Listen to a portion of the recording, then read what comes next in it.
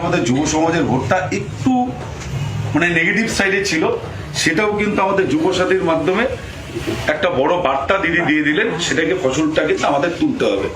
আজকালকার ইয়াং ছেলেপেলের একটা বড় পার্সেন্টেজ পান্তান খায় বেড়ায়, তাদেরকে ওই জায়গাটাই হিট করতে লাগবে। কিন্তু তোর মাসে 1000 টাকা তো গুটখার খরচা হয়, এটা তো দিদি দিবে রে। আপনারা জানেন যে যুব সাথী রাজ্য সরকারের তরফ থেকে নতুন এই প্রকল্পের ঘোষণা করা হয়েছে। সেই টাকায় এবার পান গুটখা খাওয়ার নিদান। গুটখা খাওয়ার নিদান কে দিয়েছেন জানেন? ময়নাগুড়ির তৃণমূল নেতা, ময়নাগুড়ি টাউন তৃণমূল সভাপতি বিশ্বজিৎ সেন যুব সমাজকে বার্তা দিতে গিয়ে একেবারে বেফাঁস মন্তব্য করে বসেছেন। আর তার এই মন্তব্যেরই তীব্র সমালোচনা বিজেপির। ঠিক কি বলা হয়েছে বিশ্বজিতের তরফ থেকে একটু শোনাই আপনাদের।